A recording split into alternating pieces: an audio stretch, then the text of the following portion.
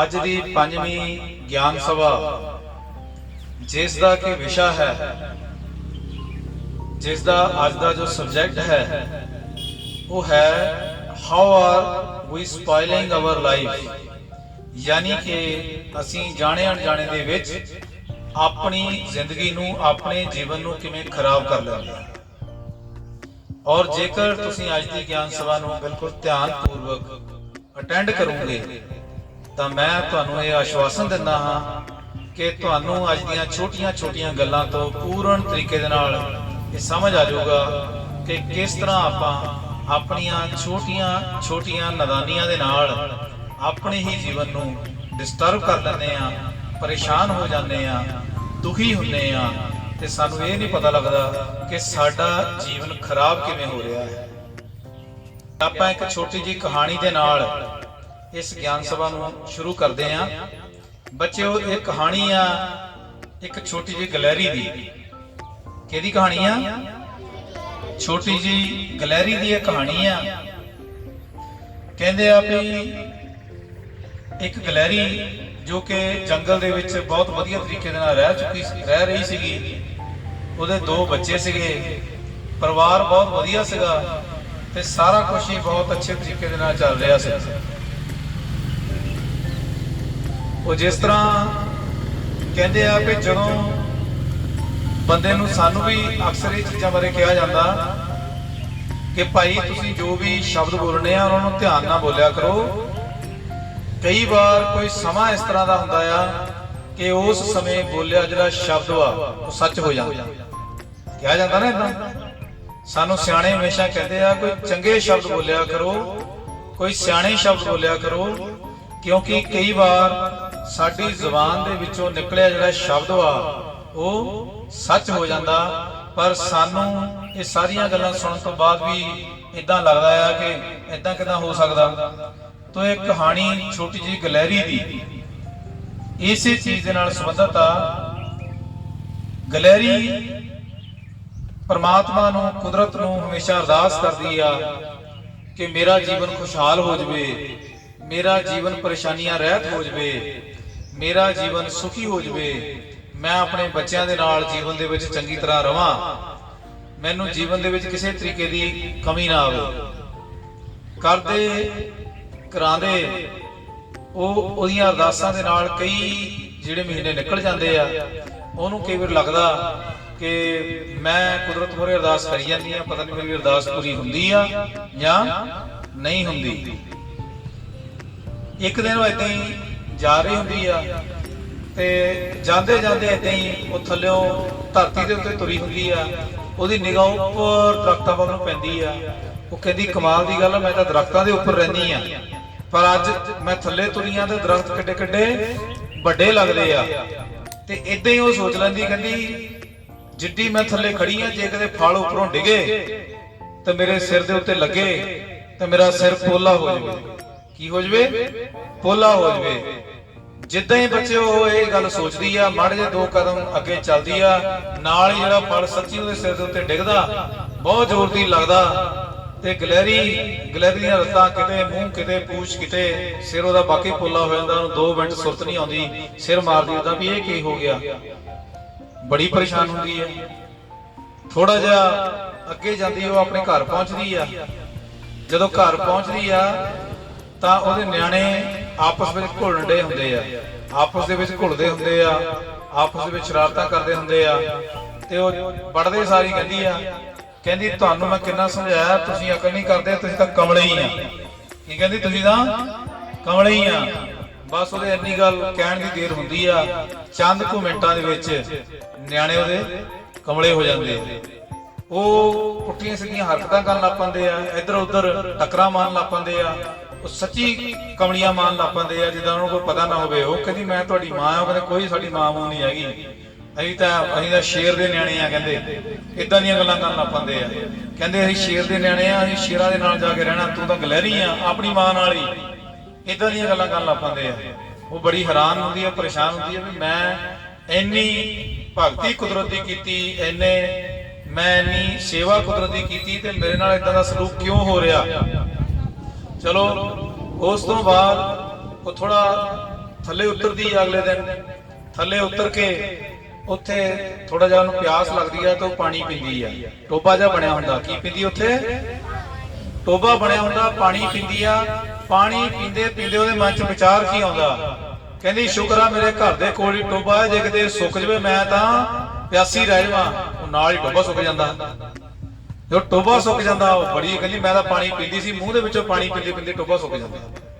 ਕਹਿੰਦੀ ਇਹ ਪਤਾ ਨਹੀਂ ਕੀ ਹੋ ਗਿਆ, ਮੈਂ ਮਾੜੀ ਜਿਹੀ ਗੱਲ ਹੀ ਕਹੀ, ਉਹਨੂੰ ਸਮਝ ਨਹੀਂ ਲੱਗਦੀ ਵੀ ਕੀ ਹੋ ਗਿਆ। ਤੇ ਉਹ ਅੱਗੇ ਜਦੋਂ ਜਾਂਦੀ ਆ, ਅੱਗੇ ਜਾਂਦੀ ਜਾਂਦੀ ਕਹਿੰਦੀ ਚੱਲ ਸ਼ੁਕਰ ਆ, ਕੋਈ ਨਹੀਂ, ਨਿਆਣੇ ਨਹੀਂ ਗੱਲ ਮੰਨਦੇ, ਕੋਈ ਗੱਲ ਨਹੀਂ, ਟੋਬਾ ਵੀ ਸੁੱਕ ਗਿਆ, ਕੋਈ ਗੱਲ ਨਹੀਂ। ਜੇ ਕਿਤੇ ਮੈਨੂੰ ਕੁਦਰਤ ਦਾ ਓਟ ਆਸਰਾ ਨਾ ਹੁੰਦਾ ਤਾਂ ਮੈਂ ਤਾਂ ਸ਼ੈਤਾਨ ਹੀ ਹੋ ਜਾਣਾ ਸੀਗਾ। ਕੀ ਹੋ ਜਾਣਾ ਸੀ? ਜਿੱਦਾਂ ਉਹ ਕਹਿੰਦੀ ਮੈਂ ਸ਼ੈਤਾਨ ਹੋ ਜਾਣਾ ਸੀਗਾ, ਨਾਲ ਹੀ ਉਹਦੀ ਗੱਲ ਪੂਰੀ ਹੁੰਦੀ ਹੈ, ਕਲੈਰੀ ਵੀ ਸ਼ੈਤਾਨ ਹੋ ਜਾਂਦੀ ਹੈ। ਕੀ ਹੋ ਜਾਂਦੀ? ਉਹਨੂੰ ਇਹ ਨਹੀਂ ਪਤਾ ਲੱਗਦਾ ਮੇਰਾ ਘਰ ਕਿੱਥੇ ਆ, ਉਹਨੂੰ ਇਹ ਨਹੀਂ ਪਤਾ ਲੱਗਦਾ ਮੇਰਾ ਕਿਹੜੇ ਦਰਖਤ ਉੱਤੇ ਚੜ੍ਹਨਾ ਆ। ਉਹਨੂੰ ਉਹਦੇ ਸਾਹਮਣੇ ਉੱਥੇ ਫਲ ਪਏ ਹੁੰਦੇ ਆ, ਫਲ ਖਾਂਦੀ ਨਹੀਂ। ਉਧਰ ਪਰਲੇ ਪਾਸੇ ਗਿੱਦੜ ਘੁੰਮਦਾ ਹੁੰਦਾ, ਉਹ ਗਿੱਦੜ ਨੂੰ ਜਾ ਕੇ ਨਹੀਂ ਮੈਂ ਤੈਨੂੰ ਖਾਣਾ ਕਹਿੰਦੀ। ਕਿਉਂ? ਕਿਉਂਕਿ ਉਹਨੇ ਕਿਹਾ ਮੈਂ ਸ਼ੈਤਾਨ ਨਹੀਂ ਕਿਤੇ ਹੋ ਜਾਣਾ, ਉਹ ਸੱਚੀ ਸ਼ੈਤਾਨ ਹੋ ਜਾਂਦੀ ਹੈ। ਬੱਚਿਓ ਕਹਿਣ ਦਾ ਭਾਵ ਕਿ ਜੋ ਜੋ ਕਹਿ ਰਹੀ ਹੁੰਦੀ ਆ ਉਹ ਉਹਦੇ ਨਾਲ ਹੋ ਰਿਹਾ ਹੁੰਦਾ ਆ। ਜਦੋਂ ਉਹਨੂੰ ਸਮਝ ਨਹੀਂ ਆਉਂਦੀ, ਹੁਣ ਉਹ ਸ਼ੈਤਾਨ ਹੋ ਜਾਂਦੀ ਆ, ਹਾਲਾਤ ਬੁਰੇ ਹੋ ਜਾਂਦੇ ਆ। ਉਹ ਜਾ ਕੇ ਜਿਨ੍ਹਾਂ ਜਾਨਵਰਾਂ ਤੋਂ ਗਲੈਰੀ ਨੂੰ ਬਚਣਾ ਚਾਹੀਦਾ ਉਹਨਾਂ ਜਾਨਵਰਾਂ ਦੇ ਕੋਲ ਜਾ ਕੇ ਬਹਿ ਜਾਂਦੀ ਹੈ। ਤੇ ਇੱਕਦਮ ਉਹ ਇੱਕ ਕਾਂ ਦੇ ਕੋਲ ਜਾਂਦੀ ਆ। ਕਿੱਥੇ ਜਾਂਦੀ? ਕਾਂ ਦੇ ਕੋਲ ਜਾਂਦੀ ਆ। ਕਾਂ ਨਾਲ ਉਹਦੀ ਲੜਾਈ ਹੁੰਦੀ ਆ। ਕਾਂ ਉਹਦੇ ਸਿਰ ਦੇ ਵਿੱਚ ਜ਼ੋਰ ਦੀ ਠੂੰਗਾ ਮਾਰਦਾ। ਕੀ ਮਾਰਦਾ? ਠੂੰਗਾ ਮਾਰਦਾ। ਜਿੱਦਾਂ ਉਹਦੇ ਜ਼ੋਰ ਦੀ ਠੂੰਗਾ ਮਾਰਦਾ, ਉਹਦੀ ਸੁਰਤ ਟਿਕਾਣੇ ਆਉਂਦੀ ਆ। ਜਿੱਦਾਂ ਸੁਰਤ ਟਿਕਾਣੇ ਆਉਂਦੀ ਆ, ਕਹਿੰਦੀ ਸ਼ੁਕਰ ਆ ਮੈਂ ਬਚ ਗਈ। ਜਿੱਦਾਂ ਉਹ ਕਹਿੰਦੀ ਆ ਸ਼ੁਕਰ ਆ ਬਚ ਗਈ, ਉਸੇ ਵੇਲੇ ਉਹਨੂੰ ਅੱਗੇ ਇੱਕ ਖੁੱਡ ਦਿਖਦੀ ਆ। ਉਹ ਕਾਂ ਤੋਂ ਦੌੜ ਕੇ ਖੁੱਡ 'ਚ ਵੜ ਜਾਂਦੀ ਆ। ਜਦੋਂ ਖੁੱਡ 'ਚ ਵੜਦੀ ਆ, ਉਹ ਅੰਦਰ ਬਹਿ ਕੇ ਸੋਚਦੀ ਆ ਵੀ ਮੇਰੇ ਨਾਲ ਹੋ ਕੀ ਰਿਹਾ। ਮੈਂ ਨਿਆਣੇ ਵੀ ਆਪਣੇ ਕਮਲੇ ਕਰ ਲਏ, ਪਾਣੀ ਵੀ ਸੁਕਾਤਾ, ਜਿਨ੍ਹਾਂ ਜਾਨਵਰਾਂ ਤੋਂ ਬਚਣਾ ਸੀ ਉਹਨਾਂ ਨਾਲ ਮੈਂ ਲੜਨ ਤੁਰ ਗਈ, ਘਰ-ਬਾਰ ਵੀ ਗਵਾ ਲਿਆ, ਤੇ ਹੋਇਆ ਮੇਰੇ ਨਾਲ ਕੀ? ਫਿਰ ਉਹ ਧਿਆਨ ਮਾਰਦੀ ਆਪਣੇ ਜੀਵਨ 'ਚ ਵੀ ਮੇਰੇ ਨਾਲ ਹੋਰ ਕੁਝ ਨਹੀਂ ਹੋ ਰਿਹਾ। ਜੋ ਜੋ ਮੈਂ ਕਹਿ ਰਹੀ ਆ, ਜੋ ਜੋ ਮੈਂ ਕਹਿ ਰਹੀ ਆ, ਉਹ ਚੀਜ਼ਾਂ ਮੇਰੇ ਜੀਵਨ ਦੇ ਵਿੱਚ ਆ ਰਹੀਆਂ। ਉਹਨੂੰ ਉਸ ਖੁੱਡ ਦੇ ਵਿੱਚ ਸ਼ਾਂਤੀ ਦੇ ਵਿੱਚ ਸਮਝ ਆਉਂਦਾ ਵੀ ਇਸ ਚੀਜ਼ ਦਾ ਜ਼ਿੰਮੇਵਾਰ ਹੋਰ ਕੋਈ ਨਹੀਂ, ਮੈਂ ਹੀ ਕਿਹਾ ਮੇਰੇ ਨਿਆਣੇ ਕਮਲੇ ਹੋ ਜਾਣ। ਹੁਣ ਉਹਨੂੰ ਸਮਝ ਲੱਗ ਜਾਂਦੀ ਆ ਵੀ ਇਹ ਗੜਬੜ ਮੈਂ ਦੁਬਾਰਾ ਨਹੀਂ ਕਰਨੀ। ਉਹ ਜਿੱਦਾਂ ਹੀ ਬਾਹਰ ਨਿਕਲਦੀ ਆ, ਬਾਹਰ ਨਿਕਲ ਕੇ ਕਹਿੰਦੀ ਆ ਕਿ ਮੇਰੇ ਦਰਖਤ ਜਿੱਥੇ ਮੈਂ ਰਹਿੰਦੀ ਆ ਇਹਦੇ ਕੋਲ ਹੀ ਪਾਣੀ ਮੁਹੱਈਆ ਹੋਣਾ ਚਾਹੀਦਾ, ਟੋਭੇ 'ਚ ਵਾਪਸ ਪਾਣੀ ਆ ਜਾਂਦਾ। ਫਿਰ ਆਪਣੇ ਘਰ ਜਾਂਦੀ ਆ। ਘਰ ਜਾ ਕੇ ਕਹਿੰਦੀ ਆ ਕਿ ਮੇਰੇ ਬੱਚੇ ਤਾਂ ਬਹੁਤ ਸਿਆਣੇ ਆ। ਨਾਲ ਹੀ ਉਹਦੇ ਬੱਚੇ ਕਹਿੰਦੇ ਬੀਬੀ ਤੁਸੀਂ ਕਿੱਥੋਂ ਆਏ? ਆਪਾਂ ਤਾਂ ਲੱਭੀ ਜਾਂਦੇ ਸੀਗੇ। ਨਾਲ ਹੀ ਸਿਆਣੇ ਤੋ ਬੱਚਿਓ, ਇਹ ਕਹਾਣੀ ਛੋਟੀ ਜਿਹੀ ਗਲੈਰੀ ਦੀ ਚਾਹੇ ਮੈਂ ਤੁਹਾਨੂੰ ਸੁਣਾਈ ਹੈ, ਪਰ ਅਸਲ ਦੇ ਵਿੱਚ ਗਲੈਰੀ ਵਰਗਾ ਜਿਹੜਾ ਜੀਵਨ ਆ ਉਹ ਸਾਡਾ ਹੋਇਆ ਪਿਆ। ਇਹਨਾਂ ਦਾ ਹੋਇਆ ਪਿਆ, ਸਾਡਾ ਹੋਇਆ ਪਿਆ ਆ। ਕਿੱਦਾਂ ਹੋਇਆ ਪਿਆ ਆ? ਕਿਉਂਕਿ ਅੱਜ ਮੈਂ ਤੁਹਾਨੂੰ ਦਿਮਾਗ ਦੀ ਉਸ ਖਾਸ ਵਿਧੀ ਬਾਰੇ ਜਾਣਕਾਰੀ ਦੇਣ ਲੱਗਾ ਕਿ ਸਾਡੇ ਕੋਲ ਇੱਕ ਛੋਟਾ ਦਿਮਾਗ ਆ, ਇੱਕ ਵੱਡਾ ਦਿਮਾਗ ਆ। ਸਾਡੇ ਕੋਲ ਦੋ ਦਿਮਾਗ ਆ। ਕਿੰਨੇ ਦਿਮਾਗ ਆ? ਦੋ ਦਿਮਾਗ ਆ ਪੁੱਤ। ਇੱਕ ਛੋਟਾ ਦਿਮਾਗ ਆ, ਠੀਕ ਆ, ਇਹ ਮੰਨ ਲਓ ਸਾਡਾ ਸਿਰ ਵਾ। ਇੱਥੇ ਇੱਕ ਛੋਟਾ ਦਿਮਾਗ ਆ, ਠੀਕ ਆ, ਆ ਜਿਹੜਾ ਆ ਇਹ ਵੱਡਾ ਦਿਮਾਗ ਆ। ਇਹ ਜਿਹੜਾ ਛੋਟਾ ਦਿਮਾਗ ਆ ਇਹ ਗੱਲਾਂ ਕਰਨ ਵਾਲਾ ਦਿਮਾਗ ਆ। ਕੀ ਕਰਨ ਵਾਲਾ? ਗੱਲਾਂ ਕਰਨ ਵਾਲਾ। ਤੇ ਜਿਹੜਾ ਵੱਡਾ ਦਿਮਾਗ ਆ ਇਹ ਕਰਮ ਕਰਨ ਵਾਲਾ ਦਿਮਾਗ ਆ। ਕਰਮ ਕਰਨ ਵਾਲਾ ਦਿਮਾਗ। ਹੁਣ ਜਿਹੜਾ ਸਾਡਾ ਜੀਵਨ ਆ ਇਹ ਦੱਸੋ ਗੱਲਾਂ ਨਾਲ ਚੱਲਦਾ ਕਿ ਕੰਮ ਕਰਨ ਨਾਲ ਚੱਲਦਾ? ਕੰਮ ਕਰਨਾ ਚੱਲਦਾ। ਇਹਦਾ ਮਤਲਬ ਤੇਜ਼ ਦਿਮਾਗ ਕਿਹੜਾ ਹੋਣਾ ਚਾਹੀਦਾ? ਗੱਲਾਂ ਵਾਲਾ ਤੇਜ਼ ਹੋਣਾ ਚਾਹੀਦਾ ਕਿ ਕੰਮ ਵਾਲਾ ਤੇਜ਼ ਹੋਣਾ ਚਾਹੀਦਾ? ਕੰਮ ਵਾਲਾ ਤੇਜ਼ ਹੋਣਾ ਚਾਹੀਦਾ। ਪਰ ਹੁੰਦਾ ਉਲਟਾ, ਹੁੰਦਾ ਉਲਟਾ। ਕੰਮ ਅਸੀਂ ਕਰਦੇ ਕੋਈ ਨਹੀਂ ਤੇ ਗੱਲਾਂ ਸਾਡੀਆਂ ਮੁੱਕਦੀਆਂ ਕੋਈ ਨਹੀਂ। ਹੁੰਦਾ ਉਲਟਾ, ਕੰਮ ਅਸੀਂ ਕਰਦੇ ਕੋਈ ਨਹੀਂ ਤੇ ਗੱਲਾਂ ਸਾਡੀਆਂ ਮੁੱਕਦੀਆਂ ਕੋਈ ਨਹੀਂ।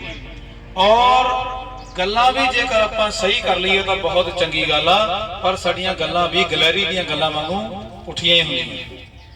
ਠੀਕ ਹੈ ਜੀ। ਹੁਣ ਮੈਂ ਤੁਹਾਨੂੰ ਦੱਸਦਾ ਵੀ ਜਿਹੜੀਆਂ ਅਸੀਂ ਇਹ ਗੱਲਾਂ ਬਾਰ-ਬਾਰ ਕਰਦੇ ਆ, ਉਹਦੇ ਹਿਸਾਬ ਦੇ ਨਾਲ ਹੀ ਜਿਹੜਾ ਸਾਡਾ ਕੰਮ ਕਰਨ ਵਾਲਾ ਦਿਮਾਗ ਕੰਮ ਕਰਦਾ। ਜਿਹੜਾ ਗੱਲਾਂ ਕਰਨ ਵਾਲਾ ਦਿਮਾਗ ਆ ਇਹਨੂੰ ਕਹਿੰਦੇ ਆ ਬੱਚਿਓ ਕੌਨਸ਼ੀਅਸ ਮਾਈਂਡ। ਕੀ ਕਹਿੰਦੇ ਆ? कॉन्शियस माइंड ते जिहड़ा कर्म करने वाला दिमाग आ इहनूं कहंदे आ सब कॉन्शियस माइंड यानी अचेत मन। पर ये जिहड़ा सब कॉन्शियस माइंड है काम किदां करदा, ਜਿਹੜੀਆਂ ਗੱਲਾਂ ਅਸੀਂ ਇਹਦੇ ਨਾਲ ਬਾਰ-ਬਾਰ ਕਰਦੇ ਆ ਉਦਾਂ ਦਾ ਹੀ ਇਹ ਕੰਮ ਕਰਨਾ ਸ਼ੁਰੂ ਕਰ ਦਿੰਦਾ। ਮੇਰੀ ਗੱਲ ਸਮਝਦੇ ਕਿ ਨਹੀਂ?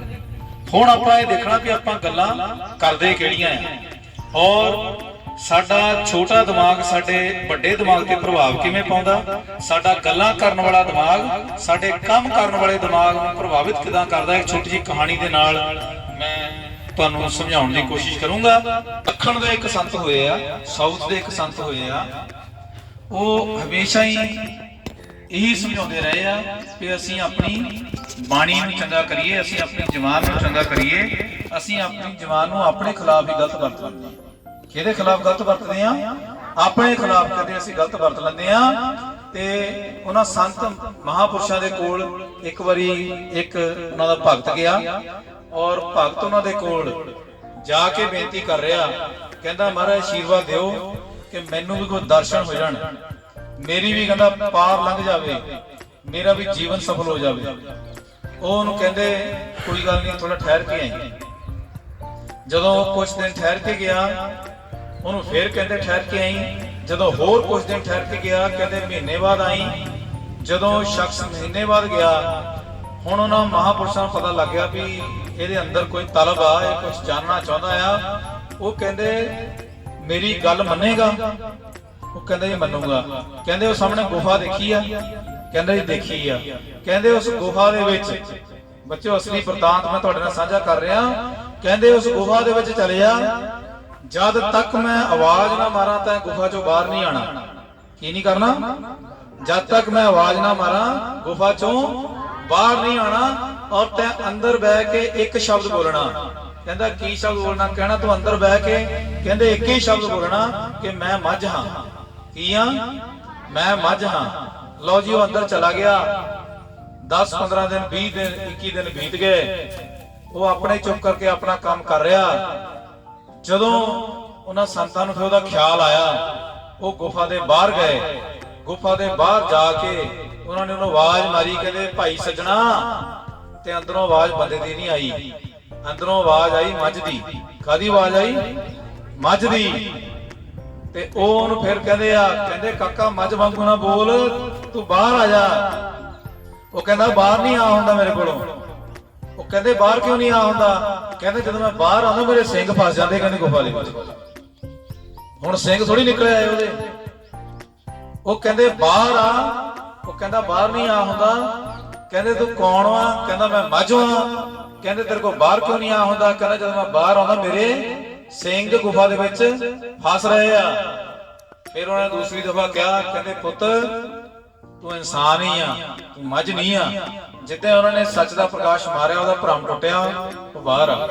ਕਹਿੰਦੇ ਹੁਣ ਤੂੰ ਪੂਰਨ ਵਾ ਕਿਉਂਕਿ ਤੈਨੂੰ ਮੈਂ ਜੋ ਕਿਹਾ ਤੂੰ ਉਹਦੀ ਭਗਤੀ ਕਹਿੰਦੇ ਕਰਕੇ ਆਇਆ। ਬੱਚਿਓ ਕਹਿਣ ਦਾ ਭਾਵ ਆ ਤੁਹਾਨੂੰ ਮੈਂ ਇਸ ਛੋਟੀ ਜੀ ਬਿਰਤਾਂਤ ਦੇ ਨਾਲ, ਇਸ ਛੋਟੇ ਜਿਹੇ ਬਿਰਤਾਂਤ ਦੇ ਨਾਲ ਤੁਹਾਨੂੰ ਮੈਂ ਦੱਸਣਾ ਕੀ ਚਾਹਨਾ ਵੀ ਉਸ ਬੰਦੇ ਨੇ 21 ਦਿਨ ਬਹਿ ਕੇ ਅੰਦਰ ਇਹ ਕਿਹਾ ਕਿ ਮੈਂ ਮੱਝ ਹਾਂ, ਮੈਂ ਮੱਝ ਹਾਂ। ਤੇ ਉਹਨੂੰ ਉਹਦਾ ਸਾਰਾ ਕੁਝ ਰੂਪਾਂਤਰਿਤ ਹੋ ਗਿਆ ਸੋਚ ਦੇ ਵਿੱਚ ਵੀ ਮੈਂ ਕੀ ਆ, ਮੱਝ ਹੀ। ਉਹਨੂੰ ਐਂ ਲੱਗਿਆ ਕਿ ਮੇਰਾ ਮੂੰਹ ਮੱਝ ਵਰਗਾ ਤੇ ਸਿੰਘ ਨਿਕਲੇ ਹੋਆ। ਇਹ ਅਸਲੀ ਯਾਨੀ ਕਿ ਕਹਾਣੀ ਹੈਗੀ ਆ। ਇਹ ਸਾਡੇ ਦਿਮਾਗ ਦੀ ਕਾਰਜਵਿਧੀ ਆ। ਗਿਆਨ ਸਭਾ ਦੇ ਵਿੱਚ ਆਪਾਂ ਇਹੀ ਸਿੱਖਦੇ ਆ ਕਿ ਸਾਡਾ ਦਿਮਾਗ ਕੰਮ ਕਿੱਦਾਂ ਕਰਦਾ ਆ। ਹੁਣ ਅਸੀਂ ਇਹ ਦੇਖਣਾ ਵੀ ਅਸੀਂ ਕਿੱਦਾਂ ਦੀਆਂ ਗੱਲਾਂ ਕਰਦੇ ਆ, ਕਿਉਂਕਿ ਉਹਨੇ ਤਾਂ ਆਪਣੇ ਗੁਰੂ ਦੇ ਕਹਿਣ ਦੇ ਉੱਤੇ ਕਿਹਾ ਮੈਂ ਮੱਝ ਵਾਂ, ਅਸੀਂ ਉਦਾਂ ਹੀ ਆਪਣੇ ਆਪ ਨੂੰ ਉਲਟ ਸ਼ਬਦ ਕਹੀ ਜਾਂਦੇ ਆ। ਉਦਾਹਰਣ ਦੇ ਤੌਰ ਦੇ ਉੱਤੇ ਮੈਂ ਛੋਟੀਆਂ ਗੱਲਾਂ ਤੁਹਾਡੇ ਨਾਲ ਸਾਂਝੀਆਂ ਕਰੂੰਗਾ। ਤਾਂ ਮੈਂ ਦੱਸਣ ਲੱਗਾ ਵੀ ਅਸੀਂ ਕਿੱਦਾਂ ਦੀਆਂ ਗੱਲਾਂ ਕਰਦੇ ਉਸ ਗਲਹਿਰੀ ਵਾਂਗੂ। ਅਸੀਂ ਗਲਹਿਰੀ ਵਾਂਗੂ ਗੱਲਾਂ ਕਰਦੇ ਆ। ਮਾੜਾ ਜਿਹਾ ਨਿਆਣੇ ਦੇ ਕੋਲੋਂ ਕਿਤੇ ਘਰ ਦੇ ਵਿੱਚ ਗਲਾਸ ਡਿੱਗ ਜਵੇ, ਉਹ ਕਹਿੰਦੇ ਤੇਰਾ ਬੇੜਾ ਬਹਿ ਜਾਏ, ਤੇਰਾ ਬੇੜਾ ਬਹਿ ਜਾਏ, ਤੂੰ ਰੋਜ਼ ਹੀ ਗਲਾਸ ਤੋੜਦਾ ਰਹਿਣਾ।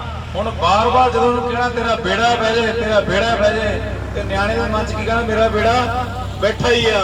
ਉਹਨੇ ਅਗਲੇ ਦਿਨ ਫੇਰ ਗਲਾਸ ਸੁੱਟ ਦੇਣਾ। ਕੀ ਕਰੋਗੇ ਤੁਸੀਂ? ਫੇਰ ਕਹਿਣਾ ਇਹਨੂੰ ਸਮਝ ਨਹੀਂ ਆਉਂਦੀ। ਹੁਣ ਮੈਂ ਥੋੜਾ ਹੋਰ ਦੱਸਦਾ। ਜਦੋਂ ਨਿਆਣੇ ਮਾੜੀ ਜਿਹੀ ਰੌਲੀ ਪਾਉਂਦੇ ਆ, ਅਸੀਂ ਕਹਿੰਦੇ ਆ ਓਏ ਕੁੱਤਿਓ ਕਿਉਂ ਤੁਸੀਂ ਕਾਵਾਂ ਰੌਲੀ ਪਾਈ ਆ। ਹੁਣ ਅਸੀਂ ਨਿਆਣੇ ਨੂੰ ਕੀ ਕਹਿੰਦੇ ਆ?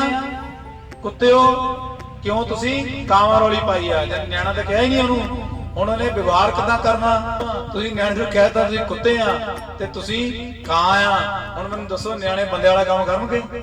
ਜਦੋਂ ਅਸੀਂ ਬਾਰ-ਬਾਰ ਇਹ ਸਾਰਿਆਂ ਨੇ ਕਹੀ ਜਾਣਾ, ਠੀਕ ਆ ਜੀ, ਫੇਰ ਕਿਤੇ ਥੋੜਾ ਜਿਹਾ ਕਿਤੇ ਬੱਚਾ ਪੜ੍ਹਾਈ ਦੇ ਵਿੱਚ ਕਮਜ਼ੋਰ ਹੋ ਜਾਵੇ, ਉਹਨੂੰ ਕੋਈ ਗੱਲ ਨਹੀਂ ਸਮਝ ਆਉਂਦੀ ਆ, ਅਸੀਂ ਉਹਦਾ ਮਸਲਾ ਨਹੀਂ ਸਮਝਦੇ ਵੀ ਮਸਲਾ ਕੀ ਆ, ਇਹ ਕਮਜ਼ੋਰ ਕਿਉਂ ਆ ਪੜ੍ਹਾਈ ਦੇ ਵਿੱਚ। ਮੈਂ ਫਿਰ ਜ਼ਿਕਰ ਕਰਨਾ ਚਾਹੁੰਦਾ, ਉਹ 'ਚ ਸਾਨੂੰ ਵਿਸ਼ੇਸ਼ੱਗ ਦੀ ਲੋੜ ਹੁੰਦੀ ਆ। ਸਾਡੇ ਜੋ ਅਸੀਂ ਪੈਰਾਂ ਦੇ ਵਿੱਚ ਜੁੱਤੀ ਪਾਉਂਦੇ ਆ, ਉਸ ਜੁੱਤੀ ਦੀ ਕਿਤੇ ਸਲਾਈ ਉਧੜ ਜਾਵੇ, ਅਸੀਂ ਕਿਹਦੇ ਕੋਲ ਲੈ ਕੇ ਜਾਂਦੇ ਆ? ਮੋਚੀ ਕੋਲ ਲੈ ਕੇ ਜਾਂਦੇ ਨਾ। ਤੇ ਜੇਕਰ ਸਾਡਾ ਕੱਪੜਾ ਜਿਹੜਾ ਅਸੀਂ ਪਾਇਆ ਇਹਦੀ ਸੀਨ ਉਧਰ ਜਾਵੇ ਤਾਂ ਆਪਾਂ ਕਿਹਦੇ ਕੋਲ ਲੈ ਕੇ ਜਾਂਦੇ ਆ? ਦਰਜੀ ਕੋਲ ਲੈ ਕੇ ਜਾਂਦੇ ਆ। ਤੇ ਇਦਾਂ ਹੀ ਜਿੱਦਾਂ ਜੁੱਤੀ ਦੀ ਸਲਾਈ ਆਪਾਂ ਮੋਚੀ ਕੋਲ ਲੈ ਕੇ ਜਾਂਦੇ ਆ ਕਰਾਉਣ ਲਈ, ਤੇ ਕਮੀਜ਼ ਨੂੰ ਸਲਾਈ ਲਗਵਾਉਣ ਦੇ ਲਈ ਆਪਾਂ ਟੇਲਰ ਦੇ ਕੋਲ ਜਾਂਦੇ ਆ, ਦਰਜੀ ਦੇ ਕੋਲ ਜਾਂਦੇ ਆ। ਤੇ ਸਾਨੂੰ ਆਪਣੇ ਦਿਮਾਗ ਨੂੰ ਸੈੱਟ ਰੱਖਣ ਦੇ ਲਈ ਗਿਆਨ ਸਭਾ ਦੇ ਵਿੱਚ ਆਉਣਾ ਪੈਣਾ, ਕਿਉਂਕਿ ਹੋਰ ਸਾਨੂੰ ਪਤਾ ਨਹੀਂ ਵੀ ਕਿੱਧਰ ਨੂੰ ਜਾਣਾ, ਕੌਣ ਦੱਸੂ ਗੱਲਾਂ। ਤੋ ਨਿਆਣਾ ਥੋੜਾ ਜਿਹਾ ਕਮਜ਼ੋਰ ਹੁੰਦਾ, ਮਾੜੇ ਮੋਟੇ ਨੰਬਰ ਘੱਟ ਆਉਂਦੇ ਆ, ਅਸੀਂ 10 ਜਗ੍ਹਾ ਨਹੀਂ 20 ਜਗ੍ਹਾ ਨੂੰ ਭੰਡਦੇ ਆ ਵੀ ਮੇਰਾ ਨਿਆਣਾ ਤਾਂ ਡੱਫਰ ਹੀ ਆ ਪੜ੍ਹਾਈ ਦੇ ਵਿੱਚ। ਕੀ ਆ? ਡੱਫਰ ਹੀ ਆ ਇਹ। ਉਹਨੂੰ ਬਾਰ-ਬਾਰ ਇਹੀ ਕਹਿੰਦੇ ਆ, ਬਾਪੂ ਆ ਕੇ ਭਾਵੇਂ ਆਪ ਸਾਰੀ ਜੀਵਨ ਨਾਲ ਪੜਿਆ ਹੋਵੇ, ਆਪਣੇ ਭਾਵੇਂ 10ਵੀਂ 33% ਨੰਬਰ ਹੋਣ, ਉਹ ਆ ਕੇ ਘਰ ਵਾਲੇ ਨੂੰ ਪੁੱਛੂਗਾ ਕਿਤੇ ਨੰਬਰ ਆਏ? ਉਹਨੇ ਕਹਿਣਾ ਨੰਬਰ ਇਹਦੇ ਘੱਟ ਹੈ, ਕਹਿਣਾ ਇਹਦਾ ਪੇ ਪੁੱਤ ਨਲਾਇਕ ਹੀ ਹੈ। ਤੋ ਜਦੋਂ ਤੁਸੀਂ ਦੱਸੋ, ਮੈਂ ਤੁਹਾਨੂੰ ਕੀ ਕਿਹਾ ਕਿ ਇੱਕ ਗੱਲਾਂ ਕਰਨ ਵਾਲਾ ਦਿਮਾਗ ਆ, ਇੱਕ ਕੰਮ ਕਰਨ ਵਾਲਾ ਦਿਮਾਗ ਆ। ਗੱਲਾਂ ਕਰਨ ਵਾਲਾ ਦਿਮਾਗ ਭਾਵੇਂ ਛੋਟਾ, ਪਰ ਜਿਹੜਾ ਕੰਮ ਕਰਨ ਵਾਲਾ ਦਿਮਾਗ ਆ ਉਹ ਗੱਲਾਂ ਕਰਨ ਵਾਲੇ ਦਿਮਾਗ ਦੇ ਨਾਲ ਹੀ ਚੱਲਦਾ, ਇਹਦੇ ਨਾਲ ਚੱਲਦਾ। ਤੇ ਗੱਲਾਂ ਸਾਡੀਆਂ ਸਾਰੀਆਂ ਉਲਟਾ ਗਲੈਰੀ ਆਉਂ, ਜਿੱਦਾਂ ਉਹ ਕਹਿੰਦੇ ਸੀ ਮੇਰੇ ਨਿਆਣੇ ਕਮਲੇ, ਤੇ ਅਸੀਂ ਵੀ ਕੀ ਕਹਿੰਦੇ ਆ, ਉਹ ਬਾਕੀ ਸਾਰੇ ਨਿਆਣੇ ਠੀਕ ਆ, ਮੇਰੇ ਨਿਆਣੇ ਤਾਂ ਗਧੇ ਹੀ ਆ। ਕੀ ਆ? ਗਧੇ ਹੀ ਆ। ਹੁਣ ਦੱਸੋ, ਜਦੋਂ ਤੁਸੀਂ ਬਾਰ-ਬਾਰ ਬੱਚਿਆਂ ਨੂੰ ਕਹਿਣਾ ਗਧੇ ਹੀ ਆ, ਗਧੇ ਹੀ ਆ, ਗਧੇ ਹੀ ਆ, ਫਿਰ ਉਹਨਾਂ ਨੇ ਕੰਮ ਕਿੱਦਾਂ ਦੇ ਕਰਨੇ? ਬੰਦਿਆਂ ਵਾਲੇ ਕਿ ਗਧਿਆਂ ਵਾਲੇ? ਗਧਿਆਂ ਵਾਲੇ। ਇਹ ਮੈਂ ਤੁਹਾਨੂੰ ਦਿਮਾਗ ਦੀ ਕਾਰਜਵਿਧੀ ਦੱਸਦਾ। ਸਾਡੇ ਬੱਚੇ ਨੂੰ ਜੇਕਰ ਪੜ੍ਹਾਈ ਨਹੀਂ ਆਉਂਦੀ, ਇਹਨੂੰ ਸੁਣਿਓ ਧਿਆਨ ਨਾਲ, ਸਾਡੇ ਬੱਚੇ ਨੂੰ ਜੇਕਰ ਪੜ੍ਹਾਈ ਨਹੀਂ ਆਉਂਦੀ, ਤੁਸੀਂ ਉਹਨੂੰ, ਆਪਾਂ ਉਹਨੂੰ ਮਾੜੇ ਸ਼ਬਦ ਨਾ ਕਹੀਏ, ਆਪਾਂ ਇਹੀ ਕਹੀਏ ਉਹਨੂੰ 5 ਮਿੰਟ ਬਿਠਾ ਕੇ ਕਹਿਣਾ, ਬੇਟਾ ਤੂੰ ਇਹ ਕਹਿ ਮੈਂ ਬਹੁਤ ਹੁਸ਼ਿਆਰ ਆ। ਕੀ ਕਹਿਣਾ? ਮੈਂ ਬਹੁਤ ਹੁਸ਼ਿਆਰ ਆ। ਤੋ ਕਹਿਣ ਦਾ ਭਾਵ ਆ ਕਿ ਜੇ ਅਸੀਂ ਇਹ ਕਹੀਏ ਕਿ ਬੱਚੇ ਨਲਾਇਕ ਆ, ਜੇ ਅਸੀਂ ਇਹ ਕਹੀਏ ਵੀ ਨਿਆਣੇ ਗਧੇ ਆ, ਜੇ ਅਸੀਂ ਇਹ ਕਹੀਏ ਕਿ ਬੱਚੇ ਉੱਲੂ ਦੇ ਪੱਠੇ ਆ, ਤਾਂ ਇੱਕ ਗੱਲ ਯਾਦ ਰੱਖ ਲਿਓ, ਇਹ ਸਿੱਧੀ ਸਿੱਧੀ ਤੋਮਤ ਕਿਹਨੂੰ ਜਾਂਦੀ ਆ? ਇਹ ਪ੍ਰਮਾਤਮਾ ਨੂੰ, ਕੁਦਰਤ ਨੂੰ ਤੋਮਤ ਜਾਂਦੀ ਆ। ਕਿਉਂ? ਕਿਉਂਕਿ ਆਏ ਸਾਰੇ ਉਹਦੇ ਤੋਂ ਹੀ ਆ, ਤੇ ਜੇ ਉਹਦੇ ਤੋਂ ਆਏ ਆ ਤਾਂ ਤੁਸੀਂ ਮੈਨੂੰ ਦੱਸੋ ਕਿ ਨਲਾਇਕ ਹੋ ਸਕਦੇ ਆ? ਨਹੀਂ ਹੋ ਸਕਦੇ। ਉੱਲੂ ਦੇ ਪੱਠੇ ਹੋ ਸਕਦੇ ਆ? ਨਹੀਂ ਹੋ ਸਕਦੇ। ਡੱਫਰ ਹੋ ਸਕਦੇ ਆ? ਨਹੀਂ ਹੋ ਸਕਦੇ। ਨਾ ਗਧੇ ਹੋ ਸਕਦੇ ਆ, ਨਾ ਚੋਰ ਹੋ ਸਕਦੇ ਆ। ਫਿਰ ਇਹ ਹੋਇਆ ਕੀ? ਹੋਇਆ ਇਹ ਕਿ ਜਦੋਂ ਬੱਚਾ ਆਉਂਦਾ ਕੱਚੀ ਮਿੱਟੀ ਦੇ ਭਾਂਡੇ ਵਾਂਗੂ ਸਾਡੇ ਕੋਲ ਆਉਂਦਾ, ਮਾਂ-ਬਾਪ ਘੁਮਿਆਰ ਦੀ ਤਰ੍ਹਾਂ ਹੁੰਦੇ ਆ, ਅਸੀਂ ਉਹਨਾਂ ਨੂੰ ਜੋ ਗੱਲਾਂ ਬਾਰ-ਬਾਰ ਸੁਣਾਉਂਦੇ ਆ, ਬਚਪਨ ਤੋਂ ਲੈ ਕੇ ਵੱਡੇ ਹੋਣ ਤੱਕ ਅਸੀਂ ਜੋ ਗੱਲਾਂ ਉਹਨਾਂ ਨੂੰ ਬਾਰ-ਬਾਰ ਸੁਣਾਉਂਦੇ ਆ, ਉਹ ਜਿੱਦਾਂ ਆਵਾਜ਼ ਮਾਰਦਾ ਕਹਿੰਦਾ ਬਾਹਰ ਆ ਜਾ, ਕਹਿੰਦਾ ਮੇਰੇ ਕੋਲ ਨਹੀਂ ਆਉਣਾ, ਮੇਰੇ ਸਿੰਘ ਫਸਦੇ ਆ, ਸਿਗਾ ਬੰਦਾ ਹੀ। ਇਦਾਂ ਅਸੀਂ ਜੋ ਗੱਲਾਂ ਉਹਨਾਂ ਨੂੰ ਬਾਰ-ਬਾਰ ਉਹਨਾਂ ਦੇ ਕੰਨਾਂ ਦੇ ਵਿੱਚ ਪਾਉਂਦੇ ਆ, ਉਦਾਂ ਦਾ ਜਿਹੜੇ ਸਾਡੇ ਬੱਚੇ ਆ ਉਹ ਬਣ ਜਾਂਦੇ ਆ। ਤੇ ਫਿਰ ਨੁਕਸਾਨ ਕਿਹਨੂੰ ਹੋਣਾ? ਸਾਨੂੰ ਹੀ ਹੋਣਾ। ਸਾਰੀ ਜਿਹੜੀ ਕਹਾਣੀ ਆ, ਇਹਦਾ ਮਤਲਬ ਕਿ ਉਹ ਦਿਮਾਗ ਦੇ ਵਿੱਚ ਆ ਜਿਹੜਾ ਕੰਮ ਕਰਨ ਵਾਲਾ ਦਿਮਾਗ ਆ ਸਾਡਾ, 95% ਦਿਮਾਗ ਆ, ਇਹਦੇ ਵਿੱਚ ਜਿਹੜੀਆਂ ਗੱਲਾਂ ਘਰ ਕਰ ਜਾਂਦੀਆਂ, ਜਿਹਦੇ ਕਰਕੇ ਪਰੇਸ਼ਾਨੀ ਹੁੰਦੀ ਆ। ਤਾਂ ਵਿਧੀ ਕੀ ਆ ਅੱਜ ਦੀ ਵਿਧੀ ਇਹੀ ਆ, ਨਿਆਣਾ ਜੋ ਮਰਜ਼ੀ ਗਲਤੀ ਕਰ ਲਵੇ, ਕੋਸ਼ਿਸ਼ ਕਰੋ, ਔਰ ਇਹ ਕੋਸ਼ਿਸ਼ ਹੀ ਕਾਮਯਾਬ ਹੁੰਦੀ ਆ। ਹੌਲੀ ਹੌਲੀ ਹੁੰਦਾ, ਇੱਕਦਮ ਸਾਰਾ ਕੁਝ ਨਹੀਂ ਹੁੰਦਾ। ਕੋਸ਼ਿਸ਼ ਕਰੋ ਕਿ ਉਹਨੂੰ ਪਿਆਰ ਦੇ ਨਾਲ ਹੀ ਸਮਝਾਉਣ ਦੀ ਗੱਲ ਕਰੀਏ। ਜੇ ਸਜ਼ਾ ਵੀ ਦੇਣੀ ਆ ਤਾਂ ਆਪਾਂ ਆਪਣੀ ਜ਼ੁਬਾਨ ਨੂੰ ਗੰਦਾ ਨਾ ਕਰੀਏ। ਉਹਨੂੰ ਇਹ ਕਹਿ ਸਕਦੇ ਕਿ ਤੇਰੇ ਨਾਲ ਹੁਣ ਪੂਰਾ ਦਿਨ ਬੋਲਣਾ ਨਹੀਂ, ਤੇਰੇ ਨਾਲ ਹੁਣ ਪੂਰਾ ਦਿਨ ਬੋਲਣਾ ਨਹੀਂ ਆਪਾਂ, ਠੀਕ ਹੈ? ਜਾਂ ਉਹਦੀ ਕੋਈ ਸਹੂਲਤ ਬੰਦ ਕਰ ਸਕਦੇ ਆ, ਪਰ ਉਹ ਜ਼ੁਬਾਨ ਦੇ ਨਾਲ ਜਿਹੜਾ ਆਪਾਂ ਨੂੰ ਕਹਿੰਦੇ ਆ ਵੀ ਤੂੰ ਏਦਾਂ ਹੋ ਗਿਆ, ਤੂੰ ਓਦਾਂ ਹੋ ਗਿਆ, ਤੂੰ ਜੇ ਹੋ ਗਿਆ, ਤੂੰ ਉਹ ਹੋ ਗਿਆ, ਉਹ ਬਹੁਤ ਤਕੜਾ ਨੁਕਸਾਨ ਅਸੀਂ ਕਰ ਬੈਠਦੇ ਆ। ਕਿਉਂ? ਕਿਉਂਕਿ ਬੱਚਾ ਤੁਹਾਨੂੰ ਪ੍ਰਾਈਮ ਮੰਗਦਾ। ਦੇਖੋ, ਬੱਚੇ ਨੂੰ ਜਿੱਥੇ ਦਿੱਕਤ ਆਂਦੀ ਮਾਂ-ਬਾਪ ਕੋ ਜਾਂਦਾ। ਜਿੱਦਾਂ ਅਸੀਂ ਰੱਬ ਕੋ ਦੌੜਦੇ ਆ, ਏਦਾਂ ਬੱਚਾ ਮਾਂ-ਬਾਪ ਕੋ ਦੌੜਦਾ ਆ। ਤੇ ਜੇ ਮਾਂ-ਬਾਪ ਹੀ ਉਹਨੂੰ ਕਹੂਗਾ ਤੂੰ ਲੱਲੂ ਆ, ਤੂੰ ਨਲਾਇਕ ਆ, ਤੂੰ ਸ਼ੁਦਾਈ ਆ, ਤੂੰ ਕਿਸੇ ਕੰਮ ਦਾ ਨਹੀਂ, ਤੈਨੂੰ ਪੜ੍ਹਨਾ ਨਹੀਂ ਆਉਂਦਾ, ਤੈਂ ਕਾਮਯਾਬ ਨਹੀਂ ਹੋਣਾ, ਬਾਕੀ ਦੁਨੀਆ ਗਣੇ ਹੋ ਜਾਣੀ ਆ ਤੇ ਤੇਰਾ ਪੱਠਾ ਬਹਿ ਜਾਣਾ। ਬਾਕੀ ਸਾਰੀ ਦੁਨੀਆ ਤਰ ਜਾਣੀ ਹੈ, ਤੇਰਾ ਬੇੜਾ ਗਰਕ ਹੋ ਜਾਣਾ। ਇਦਾਂ ਦੇ ਜਦੋਂ ਅਸੀਂ ਸ਼ਬਦ ਵਰਤਦੇ ਆ ਤੇ ਉਹ ਜਿਹੜੇ ਸ਼ਬਦ ਆ ਸਾਡੇ ਬੱਚਿਆਂ ਦੇ ਦਿਮਾਗ ਤੇ ਛਪ ਜਾਂਦੇ ਆ। ਦੂਸਰੇ ਪਾਸੇ ਹੁਣ ਗੱਲ ਕਰੀਏ ਆਪਾਂ, ਅਸੀਂ ਜਦੋਂ ਥੋੜੇ ਬਹੁਤੇ ਪਰੇਸ਼ਾਨ ਹੁੰਦੇ ਆ ਉਸ ਵੇਲੇ ਸਾਡੀਆਂ ਗੱਲਾਂ ਕਿੱਦਾਂ ਦੀਆਂ ਹੁੰਦੀਆਂ। ਅਸੀਂ ਕਹਿੰਦੇ ਰੱਬ ਵੀ ਚੋਰਾਂ ਦਾ ਸਾਥ ਦਿੰਦਾ, ਸਾਡਾ ਸਾਥ ਰੱਬ ਕੋਈ ਨਹੀਂ ਦਿੰਦਾ। ਫਿਰ ਜੋ ਕਹਿਤਾ ਉਹ ਕਲਪ ਪ੍ਰੇਸ਼ਾ, ਉਹਨੇ ਰਿਜ਼ਲਟ ਦੇਣੇ ਆ, ਉਹਨੇ ਨਤੀਜੇ ਦੇਣੇ ਆ। ਔਰ ਜਦੋਂ ਬਾਰ-ਬਾਰ ਅਸੀਂ ਗੱਲਾਂ ਇਹ ਕਰਦੇ ਆ, ਸਾਡੇ ਜੀਵਨ ਦੇ ਵਿੱਚ ਉਹੀ ਚੀਜ਼ਾਂ ਘਟਤ ਹੁੰਦੀਆਂ। ਅੱਛਾ, ਫਿਰ ਆਪਾਂ ਗੱਲਾਂ ਕੀ ਕਰਦੇ ਆ ਵੀ ਜੇ ਸਾਡੇ ਘਰ ਦੇ ਵਿੱਚ ਪੈਸਾ ਆ ਜਾਂਦਾ, ਠੀਕ ਹੈ ਨਾ ਜੀ, ਅਸੀਂ ਇਹ ਕਹਿੰਦੇ ਆ ਵੀ ਜਿਸ ਘਰ ਦੇ ਵਿੱਚ ਪੈਸਾ ਪਹੁੰਚ ਜਾਂਦਾ ਉਸ ਘਰ ਦੀ ਬਰਬਾਦੀ ਹੋ ਜਾਂਦੀ ਹੈ। ਲੱਭਦੇ ਅਸੀਂ ਫਿਰ ਪੈਸੇ ਨੂੰ ਆ। ਸ਼ਬਦ ਸਾਡੇ ਕਿਦਾਂ ਦੇ ਆ ਕਿ ਜਿਸ ਘਰ ਦੇ ਵਿੱਚ ਮਾਇਆ ਆ ਜਾਂਦੀ ਆ, ਉਹ ਭਰਾਵੋ ਦੇਖੋ ਆ ਮਾਇਆ ਦੇ ਨਾਲ ਹੀ ਛੱਡ ਪਈ ਆ। ਮਾਇਆ ਦੇ ਨਾਲ ਸਤਸੰਗ ਘਰ ਬਣਦੇ ਆ, ਮਾਇਆ ਦੇ ਨਾਲ ਲੰਗਰ ਲੱਗਦੇ ਆ। ਮਾਇਆ ਥੋੜੀ ਮਾੜੀ ਆ, ਸਾਡੀ ਸੋਚ ਗੜਬੜ ਹੋ ਜਾਂਦੀ ਆ। ਅਸੀਂ ਕਹਿੰਦੇ ਆ ਵੀ ਜੇ ਘਰ ਦੇ ਵਿੱਚ ਪੈਸਾ ਜ਼ਿਆਦਾ ਆ ਜਾਵੇ ਤਾਂ ਉੱਥੇ ਕੀ ਪੈਂਦਾ, ਕਲੇਸ਼ ਪੈਂਦਾ ਆ। ਬਾਪ ਦੇ ਬੇਟੇ ਦੀ ਬਣਨੀ ਬੰਦ ਹੋ ਜਾਂਦੀ ਆ, ਇੱਕ ਦੂਜੇ ਦੇ ਲੋਕੀ ਖੂਨ ਦੇ ਪਿਆਸੇ ਹੋ ਜਾਂਦੇ ਆ। ਇਹ ਸ਼ਬਦ ਚੱਲਦੇ ਆ ਤੇ ਉੱਥੇ ਕੰਮ ਹੋਣਾ ਜਿੱਥੇ ਗੱਲਾਂ ਚੱਲਦੀਆਂ। ਇਹ ਕਰਨਾ ਕੀ ਆ, ਕਹਿਣਾ ਵੀ ਜੇ ਕਿਸੇ ਕੋਲ ਪੈਸਾ ਜ਼ਿਆਦਾ ਆ ਜਾਵੇ ਤਾਂ ਉਹਨੂੰ ਦੂਜਿਆਂ ਦੀ ਸਹਾਇਤਾ ਕਰਨੀ ਚਾਹੀਦੀ ਆ। ਜੇ ਕਿਸੇ ਕੋਲ ਪੈਸਾ ਜ਼ਿਆਦਾ ਆ ਜਾਵੇ ਤਾਂ ਸਾਨੂੰ ਦੂਜਿਆਂ ਦੇ ਗਰੀਬ ਬੱਚਿਆਂ ਨੂੰ ਪੜ੍ਹਾਈ ਦੀ ਸਹੂਲਤ ਦੇਣੀ ਚਾਹੀਦੀ ਆ। ਜੇ ਸਾਡੇ ਕੋਲ ਪੈਸਾ ਜ਼ਿਆਦਾ ਆ ਜਾਵੇ ਤਾਂ ਕਿਤੇ ਸਿਹਤ ਸਹੂਲਤਾਂ ਨਹੀਂ ਆ ਤਾਂ ਉੱਥੇ ਕੋਈ ਰਲ ਮਿਲ ਕੇ ਡਿਸਪੈਂਸਰੀ ਖੋਲ ਲਈਏ।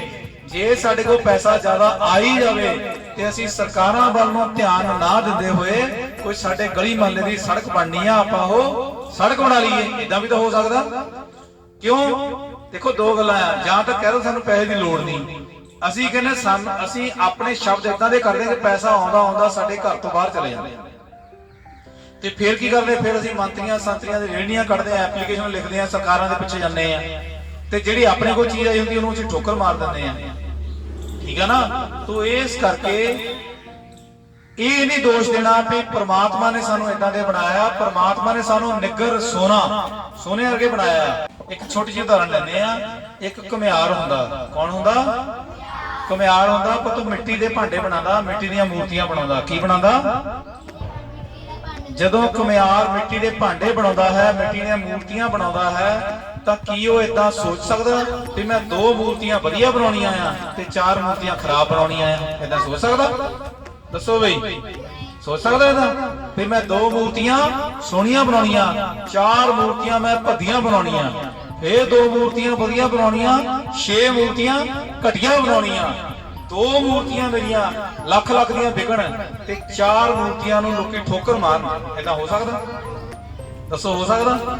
ਨਹੀਂ ਹੋ ਸਕਦਾ ਨਾ। ਉਹ ਭਾਈ ਜੇ ਘੁਮਿਆਰ ਆਪਣੀਆਂ ਮੂਰਤੀਆਂ ਦੇ ਨਾਲ ਧੋਖਾ ਨਹੀਂ ਕਰ ਸਕਦਾ ਜਿਹੜੀਆਂ ਮਿੱਟੀ ਦੀਆਂ ਬਣਾਉਣੀਆਂ, ਸਿਰਫ ਘੁਮਿਆਰ ਆਪਣੀਆਂ ਮੂਰਤੀਆਂ ਦੇ ਨਾਲ ਧੋਖਾ ਨਹੀਂ ਕਰ ਸਕਦਾ ਜਿਹੜੀਆਂ ਮਿੱਟੀ ਦੀਆਂ ਬਣਾਉਣੀਆਂ, ਫੇ ਜਿਸ ਕੁਦਰਤ ਪ੍ਰਭੂ ਪਿਤਾ ਪਰਮਾਤਮਾ ਨੇ ਸਾਨੂੰ ਪੈਦਾ ਕੀਤਾ ਉਹ ਇਹ ਕਿੱਦਾਂ ਕਰ ਸਕਦਾ ਕਿ 2 ਅਫਸਰ ਬਣਾਤੇ, 2 ਚੋਰ ਬਣਾਤੇ, 2 ਖਰਾਬ ਬਣਾਤੇ, 4 ਸਹੀ ਬਣਾਤੇ? ਤਾਂ ਕਰ ਸਕਦਾ?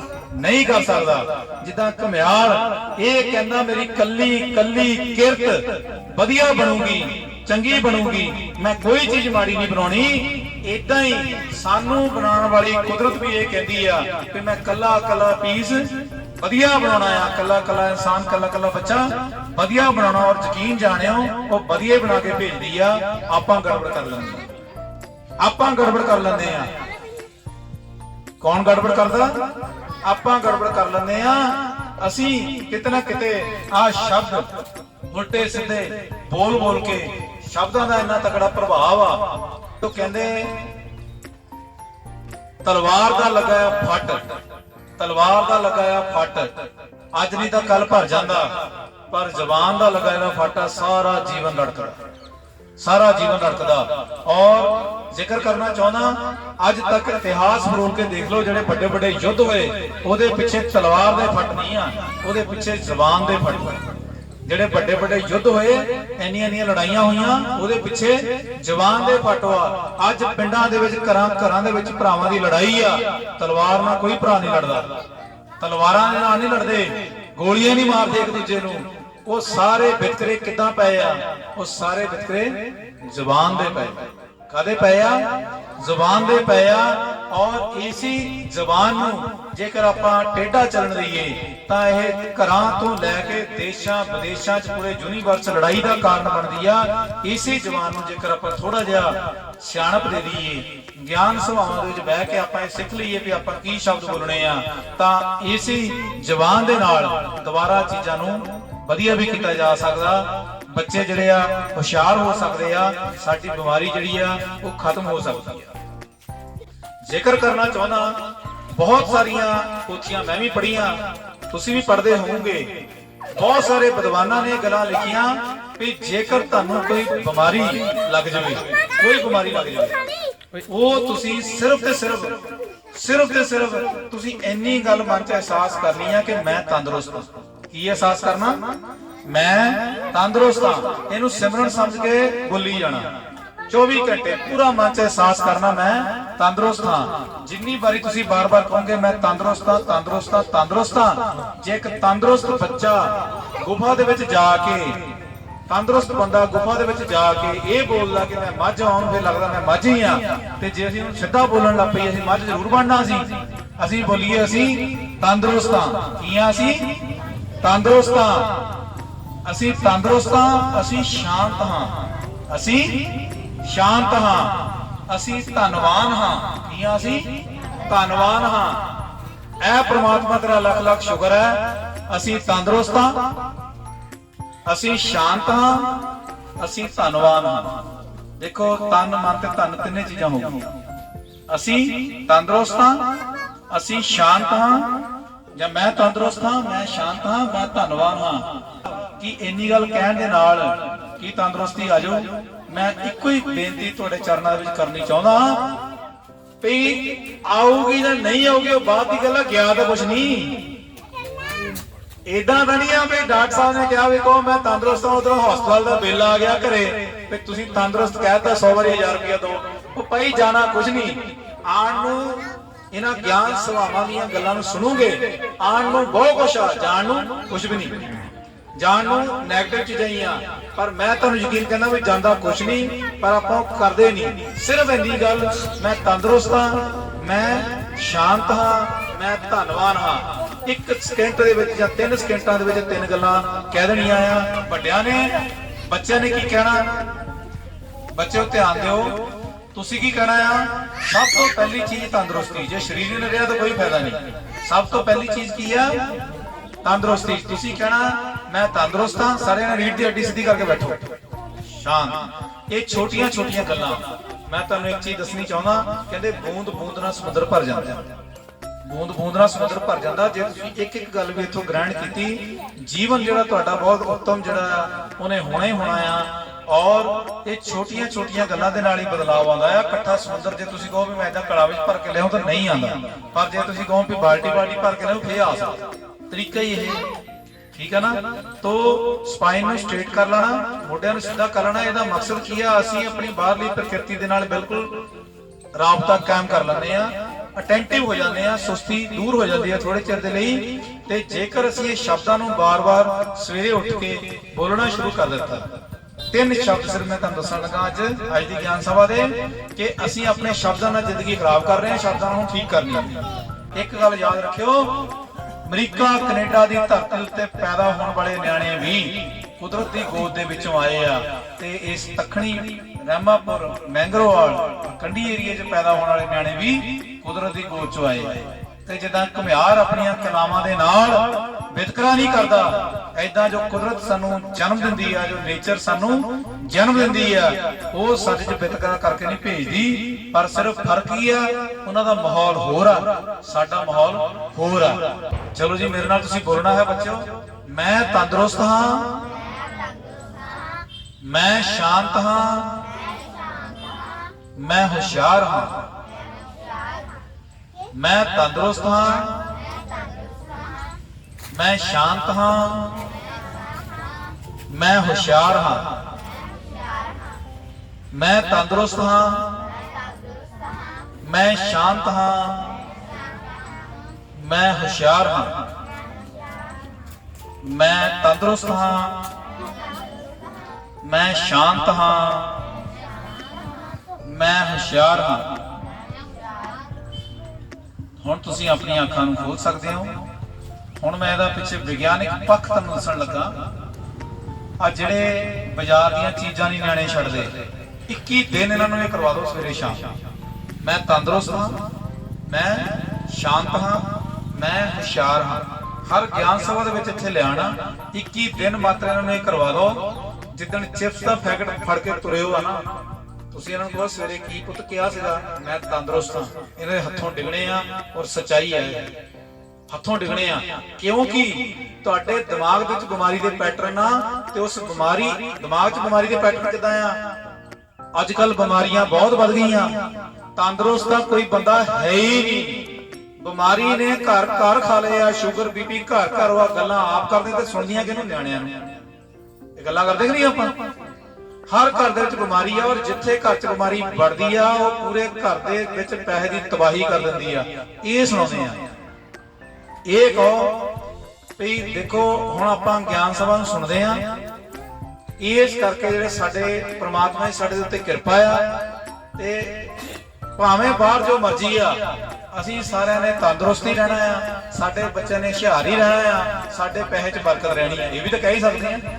पर साडे काम उल्टे चलदे, साडीआं गल्लां उल्टियां चलदियां। और बच्चे उन्हां नूं सुणदे आ। ਉਹਦੇ ਨਾਲ ਕੀ ਆ, ਜਦੋਂ ਦਿਮਾਗ 'ਚ ਬਿਮਾਰੀ ਵੜ ਗਈ, ਨਿਆਣੇ ਨੇ ਬਿਮਾਰੀ ਬਾਹਰੋਂ ਲੱਭ ਕੇ ਲਿਆਉਣੀ ਆ। ਉਹਨੇ ਆਡਾ ਹੀ ਕੋਈ ਚੀਜ਼ ਖਾ ਕੇ ਆਉਣੀ ਆ, ਜਾਂ ਪੀ ਕੇ ਆਉਣੀ ਆ, ਜਾਂ ਉਹਨੇ ਘਰੇ ਹੀ ਕੋਈ ਇਦਾਂ ਦੀ ਚੀਜ਼ ਬਣਾ ਕੇ ਖਾ ਪੀ ਲੈਣੀ ਆ ਜਿੰਨਾਂ ਨੇ ਖਰਾਬ ਹੋ ਜਾਣਾ।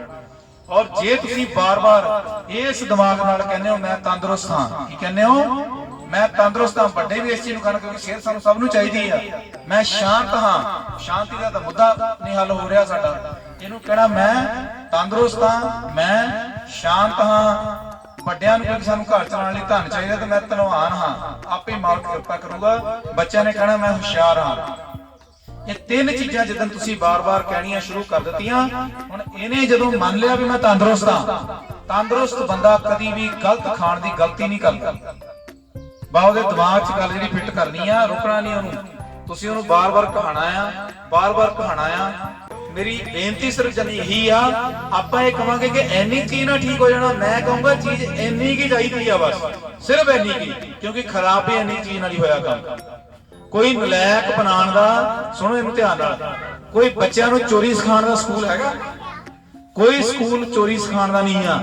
ਸਿਰਫ ਇਹ ਬੋਲ-ਬੋਲ ਕੇ ਕੰਮ ਗੜਬੜ ਹੋਏ ਆ। ਨੰਬਰ 2, ਕੋਈ ਬਿਮਾਰ ਕਰਨ ਦਾ ਹਸਪਤਾਲ ਹੈਗਾ? ਇਹ ਹਸਪਤਾਲ ਦੇ ਵਿੱਚ ਬਿਮਾਰੀ ਲੈ ਕੇ ਆਓ। ਠੀਕ ਕਰਨ ਦੇ ਹਸਪਤਾਲ ਹੁੰਦੇ ਕਿ ਬਿਮਾਰ ਕਰਨ ਦੇ ਹੁੰਦੇ ਆ? ਠੀਕ ਕਰਨ ਦੇ, ਠੀਕ ਕਰਨ ਦੇ ਪੁੱਤ ਹਸਪਤਾਲ ਹੁੰਦੇ ਆ। ਬਿਮਾਰ ਕਰਨ ਦਾ ਉਹ ਹਸਪਤਾਲ ਨਹੀਂ ਆ। ਤੇ ਫੇਰ ਬੰਦਾ ਬਿਮਾਰ ਕਿੱਦਾਂ ਹੋ ਜਾਂਦਾ? ਬਸ ਆਹੀ ਗੜਬੜਾਂ ਦੇ ਨਾਲ। ਇਦਾਂ ਹੀ ਬੱਚਿਆਂ ਨੂੰ ਨਲਾਇਕ ਬਣਾਉਣ ਵਾਲਾ ਕੋਈ ਸਕੂਲ ਨਹੀਂ ਆ। ਸਾਰੇ ਕੋਈ ਨਾ ਕੋਈ ਦੱਸਣ ਹੀ ਭੇਜਦੇ ਆ। ਉਹ ਗੜਬੜ ਫੇਰ ਕਿੱਦਾਂ ਹੁੰਦੀ ਹੈ? ਸਾਡੇ ਆਪਣੇ ਸ਼ਬਦਾਂ ਦੇ ਨਾਲ, ਸਾਡੀ ਆਪਣੀ ਭਾਸ਼ਾ ਦੇ ਨਾਲ। ਅਸੀਂ ਇਸ ਭਾਸ਼ਾ ਨੂੰ ਠੀਕ ਕਰਨਾ ਸਿਰਫ 3 ਚੀਜ਼ਾਂ। ਲੰਬੀ ਚੌੜੀ ਕਹਾਣੀ ਨਹੀਂ, ਕਿਉਂਕਿ ਮੈਂ ਤੁਹਾਨੂੰ ਇੱਥੇ ਐਕਸ਼ਨ ਲੈਣਾ ਹੁੰਦਾ। ਕਿਉਂਕਿ ਅਸੀਂ ਗੱਲਾਂ ਬਾਤਾਂ ਬਹੁਤ ਸੁਣਦੇ ਆ, ਕਥਾ ਕਹਾਣੀਆਂ ਬਹੁਤ ਸੁਣਦੇ ਆ, ਪਰ ਸਾਨੂੰ ਅੰਤ 'ਚ ਇਹ ਨਹੀਂ ਪਤਾ ਲੱਗਦਾ ਕਥਾ ਕਹਾਣੀ ਸੁਣ ਲਈ ਕਰਨਾ ਕੀ ਆ। ਤੇ ਇਸ ਗਿਆਨ ਸਭਾ ਦੇ ਵਿੱਚ ਹਰ ਵਾਰ ਮੈਂ ਤੁਹਾਨੂੰ ਇਹੀ ਦੱਸ ਕੇ ਭੇਜਦਾ ਵੀ ਆਪਾਂ ਕਰਨਾ ਕੀ ਆ। ਜਿਹੜਾ ਦਾਨੀ ਸੱਜਣਾ, ਉਹਨੇ ਗਰੀਬ ਗੁਰਬਾ ਲੱਭ ਲੈਣਾ ਵੀ ਮੈਂ ਦਾਨ ਜਿਹਨੂੰ ਕਰਨਾ। ਜਿਹੜਾ ਚੋਰ ਆਉਣੇ, ਇਹ ਦੇਖਣਾ ਕਿਹੜੇ ਘਰ ਨੂੰ ਤਾਲਾ ਲੱਗਾ ਆ। ਅੱਖਾਂ ਦੋਨਾਂ ਨੂੰ ਇੱਕੋ ਜਿਹੀਆਂ ਲੱਗੀਆਂ ਆ, ਅੱਖਾਂ ਦੋਨਾਂ ਦੀਆਂ ਇੱਕੋ ਜਿਹੀਆਂ ਆ। ਠੀਕ ਹੈ? ਜਿਹਨੇ ਕੋਈ ਚੱਜ ਦੇ ਬਚਨ ਸੁਣਾਣੇ ਆ, ਉਹਨੇ ਵੀ ਬੰਦਾ ਲੱਭ ਲੈਣਾ, ਇਕੱਠੇ ਕਰ ਲੈਣਾ ਜਿੱਦਾਂ ਤੁਸੀਂ ਆ ਗਏ ਆ। ਜਿਨ੍ਹਾਂ ਨੇ ਹੋਰ ਗੱਲਾਂ ਗੜਬੜ ਕਰਨੀਆਂ ਆ, ਉਹਨਾਂ ਨੇ ਆਪਣੀ ਸੰਗਤ ਲੱਭ ਲੈਣੀ। ਉਹ ਵੀ ਕਿਤੇ ਭਾਰ ਦੇ ਉੱਲੇ ਬੈਠੇ ਹੋਏ ਗੱਪਾਂ ਮਾਰਦੇ ਹੋਣੇ। तो मसला की है, बाजार है दुनिया ते, जो चाहिए तुहानू लभ जाना। बस असीं ये देखना कि सानू चाहिए की।